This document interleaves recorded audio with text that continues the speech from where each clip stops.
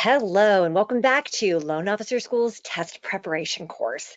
This series or this session is going to be all about RESPA, the Real Estate Settlement Procedures Act. There's a lot to talk about here, so let's go ahead and just dive in. When it comes to RESPA, one thing you need to know is it was originally originated or promulgated in 1975 under HUD, the Department of Housing and Urban Development. Today, it is enforced and interpreted by the CFPB, which is the Consumer Financial Protection Bureau. I know I warned you in the very beginning that there are a lot of acronyms, so I will make sure that I say them more than once just to make sure that you are getting it. So again, the CFPB is the Consumer Financial Protection Bureau. And because of the crash of 2008, this department was created under the Dodd-Frank Act. And now anything having to do with RESPA does fall under the CFPB. The entire purpose of RESPA is to help consumers become better shoppers for settlement services, all the nuts and bolts, all of the things that go into starting and closing a mortgage loan is a settlement service: title, escrow, appraisals, mortgage lenders, mortgage brokers, mortgage loan officers. So all of those things fall under RESPA, and they are all regulated, and there are all limitations to what you can and cannot do and when you can and cannot do something. So we're going to make sure we get into that a little bit later on. Also, another purpose of RESPA was to eliminate unnecessary increases in costs of certain settlement services due to kickbacks or referral fees. Back before the crash of 2008, it was amazing the things that people were paying other people to do. Loan officers were paying real estate agents to send them business, title companies, appraisers, all these different people were paying other people to put their their loan to the top of the line. They were paying them to give them business. Today, that is not allowed, and that would be a violation under RESPA.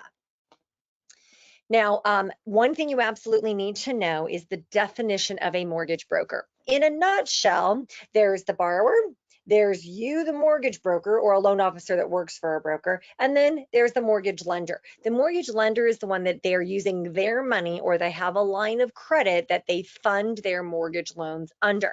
Now, having said that, you need to know that the mortgage broker is a person that renders origination services, that serves as an intermediary between a borrower and a lender in a transaction that involves a federally related mortgage loan. Now, federally related doesn't have to mean federally insured or anything like that. It doesn't have to be an FHA loan or a VA loan. It could just be a regular Fannie Mae or Freddie Mac loan, or even a loan that's done in-house and the mortgage company is not going to sell it off. So any of those are still going to be RESPA transactions. And you do need to know who the mortgage broker is. That's that intermediary between a borrower and a lender. You're just the go-between. You're kind of arranging everything. You still get paid, but the broker is the middleman, okay? This does include a person that closes a loan in its own name in a table-funded transaction. Now, what are some of the prohibitions under RESPA? Well, the first one that you need to know, there's really three main parts of RESPA, sections 8, 9, and 10, and we're going to talk about each one of them in detail. But section 8 prohibits the giving or accepting of a fee, a kickback, or anything of value in exchange for referrals of settlement service businesses. And what exactly does that mean? As I was saying before, back in the day, loan officers would pay a real estate agent, give them a percentage, or give them $500, or give them $100, or anything. They would give them a membership to a country club, or they could have given anything, and many people did. So when it comes to section 8, you cannot give, literally, I'm not joking here, you cannot give a stick of gum in exchange for a referral to somebody who's giving you the referral.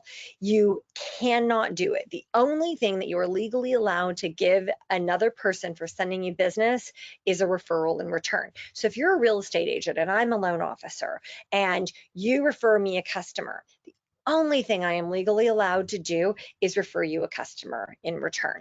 I can't give you money. I can't give you gifts. We are also allowed to give company logoed or company named information, I can give you a coffee mug that has my company's name on it. That would just be, again, a low dollar value item, but it's a marketing piece. It's a marketing piece because it has my company name and logo on it, or my tagline, or what have you. I could not give you an iPad with my logo on it. That obviously is a much bigger gift. It's not a reasonable dollar value, a low cost marketing item. People are not, or companies are not giving away iPads just to anybody. So that would be a high dollar item, which is not allowed. And just because you slap your sticker on it or your logo on it does not make it a marketing item. It has to be a legit pens, notepads, coffee mugs, koozies, things like that. Okay, so nothing can be given in exchange for a referral. Now, also fee splitting or receiving unearned fees. You actually have to do a job or have a role in the loan process in order to receive anything of value for it. If you were doing, let's say I'm a loan officer and you're a loan officer, but I'm going to be on vacation and I really need some help getting my loan, followed up on and completed through the system while I'm gone. So I offer you a kickback or a fee share. So I'm going to split my commission with you because you helped me get the loan closed. Nope, not allowed to do that. My name is on the application, and only one loan officer can be on the application. Therefore, I am not able to give you that fee split. So again, you can't split fees. You can't partner up with somebody and do 50-50 work. Only one name's on the application, and that one person can receive the commission. Now, if you have a processor or an assistant that you're paying a salary, then you're able to pay them, again, whatever their normal salary is. You're just not allowed to give any extra bonuses or anything for working on a loan, for putting it to the top of the stack, or things along those lines. Also, RESPA prohibits that you require a specific settlement service provider be used. So a lot of times back in the day, again, loan officers would have a great relationship with a title officer, an escrow officer, a mortgage lender, and they got their deals put to the top of the stack, or they gave them extra perks or things along those lines. You're not allowed to do that. You cannot require that your customer use the title officer, the escrow officer, the lender, the who else could there be? The appraiser, the appraisal management company, any other parts to the mortgage transaction. You are not allowed to require that your customer use that person. Now, sometimes there's minor exceptions to that rule, like if it results in a lower price for the customer and they cannot find a better price anywhere else, then sometimes that is okay. But we'll talk about that right now. RESPA does allow a legitimate discount if the combination of services results in a lower price. So as I was just saying, if you use this title and this escrow and this lender, they're all, if you work all of them together, I've worked out as bulk discount package, and you can't find a lower price anywhere else, or a lower price anywhere else, then I can require that you use them. But that doesn't happen very often. Most companies don't work in kind of cahoots with each other anymore. You can offer it as an option to the borrower. If they want to accept it, then they certainly can, but you just can't require that they do it in order to work with you. And last but not least, again, if there is a lower price that cannot be countered elsewhere, if that customer is not able to find a lower price for that service anywhere else, then you can require that they use that service provider. All right, next is Section 9. Oh, really quick, a quick little way to remember this. So Section 8. Many of you may or may not have heard of Section 8 housing. It's kind of like a, usually it's city or state regulated, and it's where people who are on very low incomes get special housing rates in Section 8 housing. Well, Section 8, again, is a government program, right? So it's kind of the, if you think about it this way, it's kind of the government giving a kickback to people on low incomes to give them a regulated price for housing, so that, again, they're not homeless and they have a roof over their head. So Section 8 is about kickbacks, right? The government's kicking back some extra, again, money. They're not really giving money, they're just regulating the cost of housing. So, but again, think of it like Section 8 housing is like the government giving a kickback, okay? Well, Section 8 is all about kickbacks. So think of it that way, and that should help you remember what Section 8 is all about. Okay, Section 9 of RESPA, and I'm going to give you a tip on how to remember this as well here coming up in just a moment. Section 9 of RESPA prohibits the seller from requiring the buyer use a particular title company, either directly or indirectly, as a condition of sale.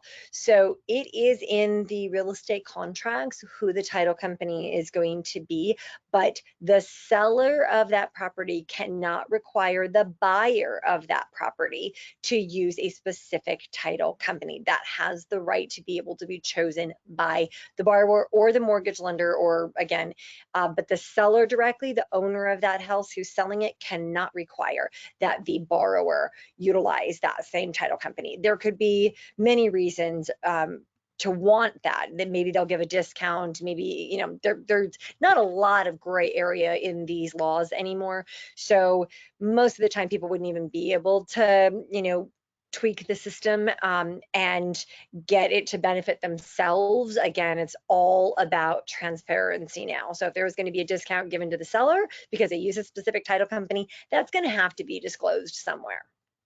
All right.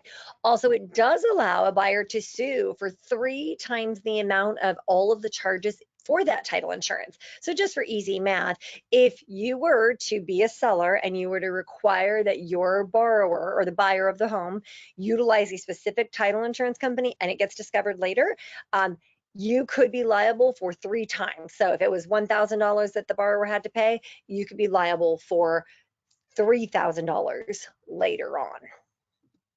All right, Section 9 of RESPA, the way you're going to remember this, okay? Section 9, what company, not company, but yeah, there's think about golf, okay? There is a major golf apparel and golf gear company called Titleist, right? So think about 9 holes of golf, title, 9 holes of golf, and Titleist relates to Section 9 of RESPA, which is all about limiting or I'm sorry, not requiring title companies to be used, or a specific title company to be used. So Section 9 of RESPA is about title, okay? Remember 9 holes of golf and Titleist. It's just a way to tie in to help you remember it for your exam. Now, RESPA limitations. Section 10 of RESPA says that the escrow is limited to no more than 1/12 of the annual disbursement. Now, when we say escrow, this could also be impounds. Certain states call it different things, but it's the exact same thing, just called by a different name. So escrow or impounds. When a escrow company is collecting for lost my track of thought. When people are paying for taxes and insurance, that's what I was looking for, or HOA dues, or things that come up on an annual basis, the escrow company cannot collect for more than 1/12 of that annual disbursement. However, after the closing of escrow, the lender or the servicer of the mortgage loan is going to collect monthly increments of their taxes and their insurance, or their HOA dues, or their flood insurance, or anything along those lines. Anything in addition to, well, actually, it's not even in addition. So you have your annual amount of payments that you're going to be making. The lender or the servicer cannot collect for more than 1/12 of that. Same thing with taxes and insurance. Just again, for easy math, let's just say that your taxes are $1,200 a year. Well, that mortgage company, the lender or the servicer, after the loan is closed, that becomes the servicer who's collecting your monthly payments, they are not allowed to collect for more than $100 per month in the $1,200 per year example, of course, in order to pay that tax or insurance bill that comes up at the end of the year. So escrow is limited. And again, escrow is transposed with impounds. If you see it on your exam, you can utilize it either way, but escrows and impounds are the same thing. They are limited to no more than 1/12 of the annual disbursement.